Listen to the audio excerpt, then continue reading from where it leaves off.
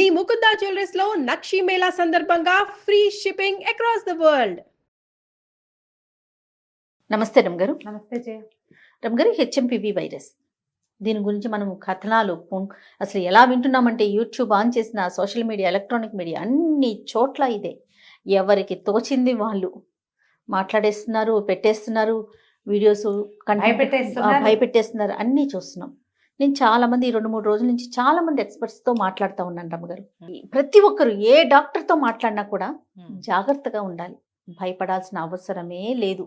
ఎందుకంటే చైనాలో వచ్చింది, అక్కడ ఒక్క డెత్ కేసు కూడా ఇంతవరకు రిజిస్టర్ కాలేదు. అంటే ఇది ప్రాణాంతకం కాదు, అందుకని విచ్చలవిడితనం కాదు, జాగ్రత్తగా ఉండాలనే చెప్తా ఉన్నారు. కానీ ఈ మీడియాలో వార్తలు చూస్తుంటే ఎంత భయం కలిగిస్తున్నాయంటే, కాకపోతే ఇమ్యూనిటీని పెంచుకోవాలి. కోవిడ్ అప్పుడు మనం ఎలాంటి జాగ్రత్తలు తీసుకున్నామో 100% అవి తీసుకోవాల్సిన అవసరం ఉందని చెప్తా ఉన్నారు. ఒకవేళ ఏదైనా మీదకి వస్తే రాలా, అక్కడెక్కడో ఉంది, రావచ్చు, మనకి ఈ అవకాశం ఉంది అమ్మ, మనం 4 ఏళ్ళ నాడు చాలా జాగ్రత్తలు వహించాం. అవును, ఏమిటో అనేది చావుని పక్క నుంచి క్లోజ్ విసినిటీస్ లో చూసాం కదా, భారతదేశం అంతా చూసింది. ఆ ఊరు ఈ ఊరు వెళ్ళటం ఎలా, ఈ లాక్డౌన్, దాని తర్వాత పరిస్థితులు, అప్పుడు మనం ఎదుర్కొన్న విపత్కర పరిస్థితులు, లోపల మనకి భయం జాగ్రత్త రెండూ ఉన్నాయి. ముప్పేట దాడి చేసింది కదా అది. ఇప్పుడు ఒకసారి మనకి తెలిసాక ఇప్పుడు భయపెట్టడం ఎందుకమ్మా అనవసరంగా? అవును, జాగ్రత్తగా ఉండండి అంటే సరిపోతుంది కదా. 100%. ఇప్పుడు చావు పొంచి లేదా మనకి? మనం అందరం శాశ్వతంగా బతుకుంటామా? 100-150 సంవత్సరాలు ఉన్నామా ఎవరమైనా? మన తాతలు ఉన్నారా, నాన్నలు ఉన్నారా, మనం ఉంటామా? అదే కదా. ఎలాగూ తప్పేది కాదు. కేర్ఫుల్గా ఉండటం ఎప్పుడూ అవసరమే. మనం ఏం నిర్లక్ష్యం వహించాము ఇదివరకటికి ఇప్పటికీ? జస్ట్ మాస్క్లు వేసుకోవడం మానేసాం, అంత విపరీతంగా శానిటైజర్ వాడట్లేదు ఇప్పుడు కదా, కాస్త ఫ్రీగా అన్ని చోట్లకి తిరుగుతుంది, మూవ్మెంట్ ఎక్కువైంది. ఇప్పుడు మనం ఏం చేస్తాం, మూవ్మెంట్ కొంచెం తగ్గించుకుంటాం, మళ్ళీ శానిటైజర్ చేస్తాం, గ్యాదరింగ్స్ తగ్గించుకుంటాం, అంతేనా? అంతే. దానికి భయపెట్టాల్సింది పొంచుంది, అది ఉంది, ఇది ఉంది, ఊళ్ళకు లేచిపోతాయంటే అక్కడ ఒకడు కూడా లేచిపోలేదు. మనం ఎందుకు లేచిపోతామమ్మా? భయపెట్టకూడదు కదా. మనకి అవేర్నెస్ క్రియేట్ చేయటం వేరు, భయపెట్టడం వేరు. అవును కదా రమ్మ గారు. న్యూస్ ఛానల్స్ లో కూడా కనపడుతోందమ్మా, ఎందుకు అంత భయపెడుతున్నారు? నాకు వింతగానే ఉంటుంది. మాకు కోవిడ్ టైంలో కూడా మేమంత భయపడలేదు, జరిగినాయి కొన్ని, ఏం చేస్తాం. ప్రధానమైనది ఏంటంటే మన లివింగ్ స్టైల్లో మళ్ళీ కొంత మార్పు తెచ్చుకోవాల్సిన అవసరం ఉందేమో. ఇప్పుడు ఉంది అనేది చైనాని చూపించి మనని భయపెట్టకూడదు, మనకి మనం నేర్చుకోవాలి. మనకి ఇండియాలో ఏదైనా కనుక కనపడితే అప్పుడు మనని జాగ్రత్త పడమని చెప్తే సరిపోతుంది. జాగ్రత్త అనేది వాళ్ళని చూసో వీళ్ళని చూసో లేదు, మనకు వస్తేనే కాదు, వచ్చినా లేకపోయినా మన జాగ్రత్తలు మనం ఉండాల్సిందే కదా, కొంత జాగ్రత్తలో. ఎందుకంటే అన్ని పరిస్థితులు మారుతున్నాయి, ఆహారం మారుతుంది, ఆహార్యం మార్చుకుంటున్నాం, అలవాట్లు మార్చుకుంటున్నాం. మరి అలాంటప్పుడు జాగ్రత్తలుగా ఉండాల్సిందే కదా, జాగ్రత్త తీసుకోవాలి. కొంచెం తగ్గించుకుంటాము, కాస్త చెప్పే కదా సోషల్ డిస్టెన్స్ పాటిస్తాం, మళ్ళీ కాస్త మాస్కులు పెట్టుకుంటాము. ఒక్క నెల పోతే 20 రోజులు గడిచిందంటే చలి తగ్గిపోతుంది. అవును, చలి తగ్గితే ఇప్పుడు మనం ఎదుర్కొంటున్న దగ్గు, జలుబు, జనాలందరూ సఫర్ అవుతున్నది దాంతో. జనరల్గా ఈ ప్రాణాంతక వైరస్లు అన్నీ కూడా దాని ఆలంబన శ్వాసకోశ వ్యాధులుగానే ఉంటున్నాయి. వన్స్ ఒక్కసారి పొగమంచు తగ్గిపోయిందంటే మనకి ముప్పు 50% తగ్గిపోయినట్టే. అవి అంటే ఇది ఉండదు కదా. కదా, ఈ సీజన్ తగ్గిపోయిందంటే ఇంకో 2 నెలల తర్వాత అది ఊళ్ళోకి వచ్చినా మనం చేసేదేం లేదు, అది మన ఏం చేయదు. ప్రధానమైనది ఏంటంటే డాక్టర్లు కూడా పెద్దగా ఎవరు డాక్టర్ ఇంటర్వ్యూస్లో కనిపించట్లా, న్యూస్ ఛానల్స్లోనే బాగా కనిపిస్తుంది. ఏం వచ్చినా దానికి మనం సన్నద్ధంగా ఉండాలి, అంతే. మళ్ళీ లాక్డౌన్ వస్తుంది, అలాంటివి కూడా నేను చూస్తున్నా. కొన్ని హెడ్డింగ్లు కనపడుతున్నాయి, లాక్డౌన్ తప్పదని. లాక్డౌన్ గీక్డౌన్ ఏం పెట్టకపోవచ్చు, ఏం పెట్టరు. స్వీయ నియంత్రణ, ఎవరి నియంత్రణ వాళ్ళు చేసుకోండి, డేటులతో సహా చెప్పేస్తారు.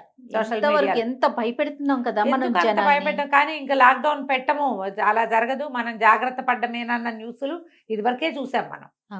ఇంకా లాక్డౌన్ల జోలికి వెళ్ళకూడదు. ప్రతి వాళ్ళకి స్వీయ నియంత్రణ, నువ్వు బతకాలా, జాగ్రత్తగా ఉండు, వద్దా? ఒకవేళ నేనేమంటున్నా, ఒకవేళ బాగా కేసులు పెరిగినాయి అనుకుందాం, అప్పుడు సిచ్యువేషన్ చేతిలో లేదు అనుకుందాం, అప్పుడు రావచ్చేమో.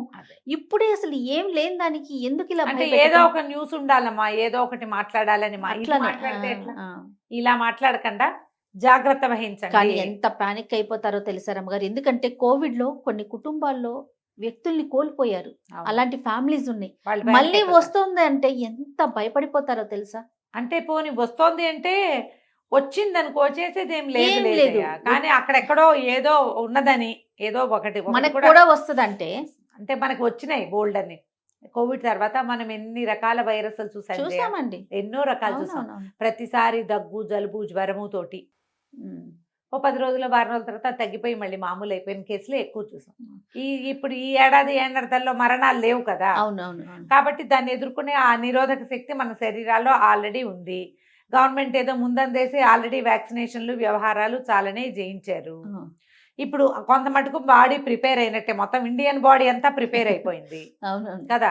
మనం ఆ జాగ్రత్తల్లో మనం ఇది వరకు నేర్చుకున్నాం ఏమిటి, మాస్క్ వేసుకోవటము, శానిటైజర్ వాడటము, ఎలా వస్తువులు అనేది. శుభ్రం చేసుకోవటము, ఇళ్ళు వాకిళ్ళు క్లీన్ గా ఉంచుకోవటము, సోషల్ డిస్టెన్సింగ్, తర్వాత ఏవో కషాయాలని గ్రీన్ టీలని, Healthy foods. Healthy foods, food intake జాగ్రత్తగా తీసుకోవటం, దాన్ని మళ్ళీ తీసుకొస్తాం. ఆల్రెడీ ఉన్నాయి, అందరూ మానేలా ఎంత కొంతమంది ఉంది. హెల్దీ ఫుడ్స్ కషాయాలు వ్యవహారాల్లో ఉన్నాము, అవును. అతి జాగ్రత్తల్లో లేము, ఈ జాగ్రత్తల్లో ఉన్నాం. దీనికి ఒక అతి చేర్చుకుంటాం. అంతే కదా. దగ్గరికి వచ్చాక ఒకవేళ వస్తే మన దగ్గరికి వచ్చేసరికి అది పలసపడిపోయింది అనుకోమా, ఇప్పట్లాగానే అక్కడో దగ్గు ఇక్కడో జలుబు ఎక్కడో జ్వరము, దానికి ఏం భయపడక్కర్లేదు. ఆ మధ్య అంతా మంకీ పాక్స్ అని కాల్చు తినేసారు చెప్పి బర్డ్ ఫ్లూ అన్నారు, మంకీ పాక్స్ అన్నారు, ఎన్ని రకరకాలు. ఎందుకు రమ్మగారు కోవిడ్ తగ్గిపోయిన తర్వాత కూడా ఇంకొక వేవ్ వచ్చేస్తుంది.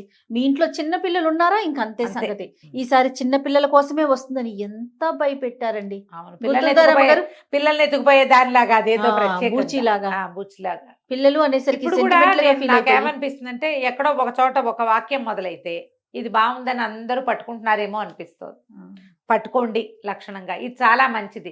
దేశాన్ని మీరు జాగ్రత్తగా ముందుకు తీసుకెళ్లాలనుకుంటున్నారు, మేము ఒప్పుకుంటాం దానికి, అసలు కాదనేది లేదు. దగ్గరకు వచ్చాక చేయాలి అది. అక్కడెక్కడో ఒక కేసు కనపడితే మనని జాగ్రత్త పరచమని, మనం ఇప్పుడే ప్యానిక్ అయిపోమని చెప్తే ఎట్లా, అంత భయపెట్టద్దు. కానీ ఈ సీజన్లో ఎవరైనా జాగ్రత్తగా ఉండవలసిందే. రైట్. ఎందుకంటే ఊరంతా పొగమంచే ఉంది, దేశం అంతా పొగమంచు ఉంది. అవును అవును. జలుబు దగ్గు జ్వరము శ్వాసకోశానికి సంబంధించిన సమస్యలు విరివిగా ముప్పేటగా ఉన్నాయి మన మీద. ఆల్రెడీ ఉబ్బసం కానీ శ్వాసకోశ ఉన్న ఇబ్బందులు వాళ్ళకి ఉన్నవారు కొంచెం ఇబ్బంది కాస్త జాగ్రత్తగా ఉండాలి. ఉండాలి. అంతే. అంతే. దానికి గురించి ఎక్కువగా బెదిరించకుండా, బెదిరించద్దు. ఇన్ఫర్మేషన్ ఇవ్వండి ఆ చాలు. ఇన్ఫర్మేషన్ ఇస్తే చాలు. మీరు బెదిరిపోవద్దు, ప్రిపేర్ అవ్వండి. Yes.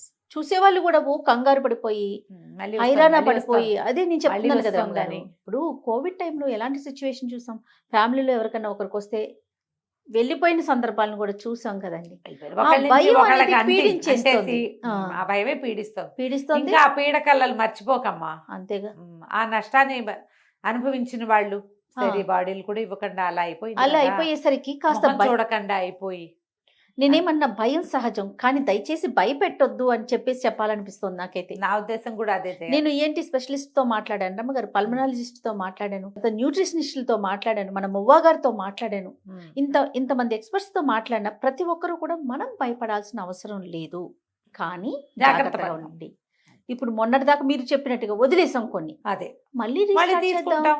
కొంచెం అవసరం లేదంటే సోషల్ గ్యాదరింగ్స్ ఈ 4 రోజులు తగ్గించుకుందాం. అంతే ఇవే మాటలు చెప్పారండి. అంతే. ఇలా పబ్లిక్ లోకి వెళ్తాం, అన్ని చోట్లకి ట్రిప్పులు వెళ్ళిపోవటం, కాస్త అవి తగ్గించుకుందాం. చేయొద్దు. ఒకవేళ మీకు ఒంట్లో ఏదైనా చిన్న మెత్తగా అనారోగ్యాలు ఉంటే ఉంటే రెస్ట్ rest తీసుకోవటం. తీసుకోవటం. ఇంకొక విషయం చెప్పారు రమ్మగారు, పిల్లలకి గనక చిన్న పిల్లలకి గనక హెల్త్ బాగోకపోతే, ఇంకా స్కూల్స్ కి సెలవులు ఇవ్వలేదు కదా, ఒక 2-3 రోజులు ఇంట్లోనే ఉంచండి. అంతే. వాళ్ళ ద్వారా స్ప్రెడ్ కాకుండా, ఉంటుంది. వాళ్ళు అలసిపోకుండా. అంతే. ఈ ఒక్క పాయింట్ నాకు చెప్పిన డాక్టర్స్ అందరూ చెప్పారండి. ఎప్పుడు మనమైనా ఈ దగ్గు జలుబు ఈ రోజుల్లో స్ప్రెడ్ అవుతాయి. అవుతాయి ఓ కదా. 2-3 రోజులు ఇంట్లో ఉంచుకుంటే సరిపోతుంది, వాళ్ళు అలసిపోకుండా ఉంటారు కదా. ఇది ఒక కామన్ జనరల్ ఇదే అవేర్నెస్ కోసమే తప్పిస్తే అవునవును. ఒకళ్ళని తప్పు పట్టేందుకు కాదు, ఇంకొకళ్ళని ఎక్కువ ఎక్కువ చేసేందుకు కాదు. చేసేందుకు కాదు. ఇప్పుడు ఇవాళ ఏదో కంపెనీ టీవీలో వార్త రాగానే హడావిడిగా ఇల్లు కడిగేసి తుడిచేసి ఆ, ఏదో చేసేయటం కాదమ్మా. జనరల్ గానే ఇప్పుడు మనం కోవిడ్ చూసాం, అవునండి. అప్పటి నుంచి జనాలకు కొంత అవేర్నెస్ అయితే పెరిగింది. కాకపోతే ఇటీవల మళ్ళీ కొంచెం వదిలిపెట్టేశాం. అవునండి. జనరల్ ఎక్సర్సైజ్ ఉంచుకోండి, వాకింగ్ చేయటం, ఎక్సర్సైజ్ చేయటం, సమతులమైన ఆహారం తినటం, బయట తినకుండా ఉండటం సాధ్యమైనంత. ఇప్పుడు మనకి సీజన్ ఏదో మారింది, అవును. ఇబ్బందులుగా ఉన్నాయి, అసలు బయట ఫుడ్ తీసుకోకండి, కూల్ డ్రింక్స్ జోలికి వెళ్ళబోకండి, చల్లని చల్లటి పదార్థాలు ఐస్ క్రీమ్స్ వాటి జోలికి వెళ్ళకండి, సోషల్ గ్యాదరింగ్స్ లో హాట్ గా వేడిగా ఉండే ఆహారానికి ప్రాధాన్యత ఇవ్వండి. మనం కూడా ఇంట్లో అవును. వేడి వేడి ఆహారం శీతాకాలం అంతా అట్లాగే చేయాలి కదా అవును రమ్మగారు. కదా. కొంచెం కషాయాలు పెంచండి, కాఫీ టీలు తగ్గించి గ్రీన్ టీలు పెంచండి. ఇప్పుడు హెల్దీ లివింగ్ స్టైల్ ఒకటి నేర్చుకున్నాం మనం, అవును రమ్మగారు.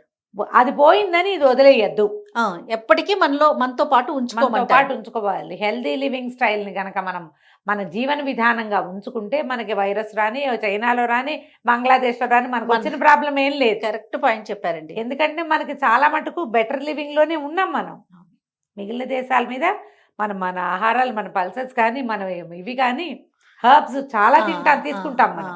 మనకు అంత భయం ఏం లేదు. అవును. ఏవో కొంచెం కొంచెం చిన్న చిన్న జాగ్రత్తలు వహిస్తే సరిపోతుంది. ప్రధానమైంది ఆహారము, ఎక్సర్సైజు, ధైర్యము, ఈ 3 ఉండాలి. మంచి పాయింట్. 3 వ్యాలిడ్ పాయింట్స్ ఉండాలి. ఇవి ఉంటే మనకు వచ్చిన ప్రాబ్లం ఏం లేదు. ఏది వచ్చినా అప్పుడు ఎదుర్కొన్నాం, రేపు ఎదుర్కొంటూనే ఉన్నాం. నేను నా ఉద్దేశం అయితే ప్రతి 2-3 నెలలకి ఏవో కొత్త రకాలు వస్తూనే ఉన్నాయి ఉన్నాయి మనకి. కదండి. ఏముంది దానికి, ఎస్ ఎస్ పర్వాలా. అంతే రమ్మగారు. అదే. నమస్తే. నమస్తే.